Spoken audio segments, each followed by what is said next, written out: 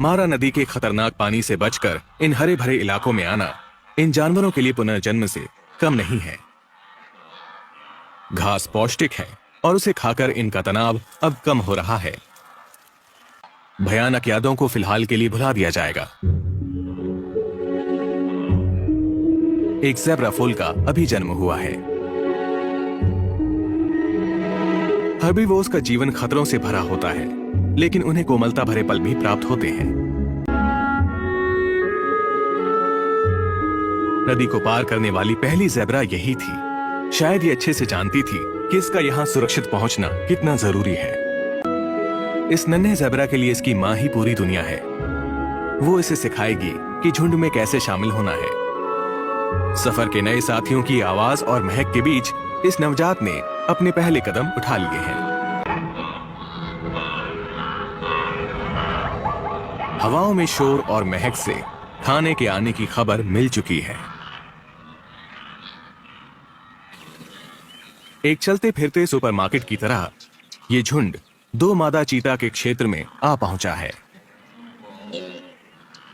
वो बहनें हैं, हमेशा साथ रहती हैं और वो भूखी हैं। अपनी तेज नजरों की बदौलत ये बहनें बगैर किसी को आगाह किए इस झुंड को देख और परख रही हैं।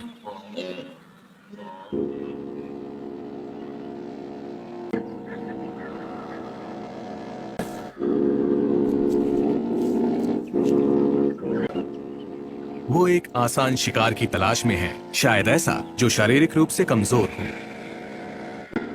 गजेल का शिकार करना आसान होता है अगर वो घायल हो। कभी कभार वो साथ मिलकर शिकार करती हैं और कभी कभी बारी बारी। आज इन दोनों में से जो तेज है उस बहन की बारी है।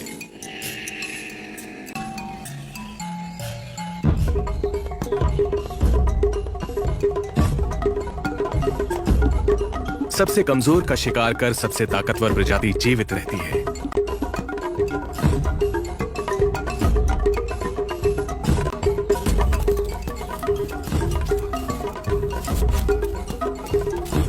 और ऐसे ही बेस्ट जीन्स अपना वंश आगे बढ़ाते हैं। शिकार के दौरान चीते की ताकत बहुत ज्यादा खर्च होती है।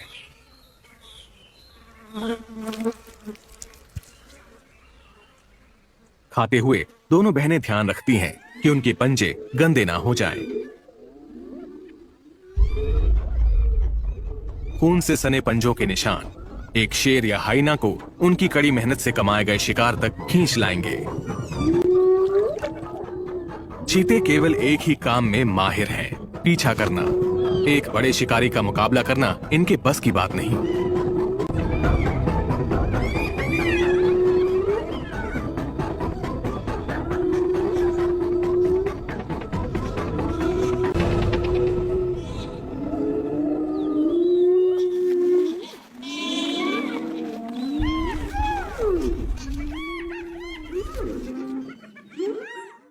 कुछ ही दूरी पर शेर एक ज़ेब्रा को खा रहे हैं।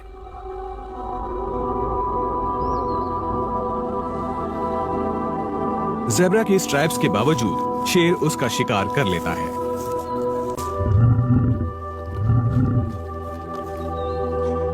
प्रवासी झुंड अपने पीछे मौत के निशान छोड़ जाते हैं और शिकारियों के लिए भोजन।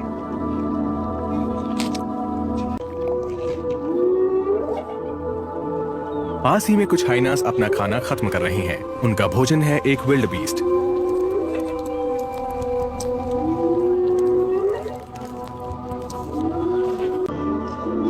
लंबे समय तक ऐसा माना जाता था कि हाइनास सिर्फ सड़ती हुई लाशें ही खाते हैं। असल में वो कुशल शिकारी हैं और इस विल्ड बीस्ट की लाश उसका सबूत है।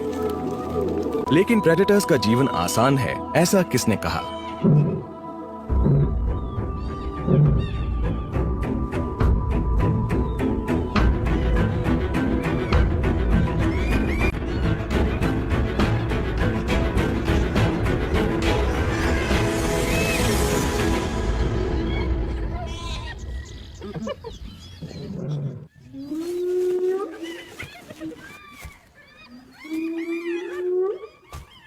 शेरों को हमलों के दौरान आराम भी करना पड़ता है। चाहे वो भोजन प्राप्त करने निकले हों या अपनी ही प्रजाति में संघर्ष से जूझ रहे हों।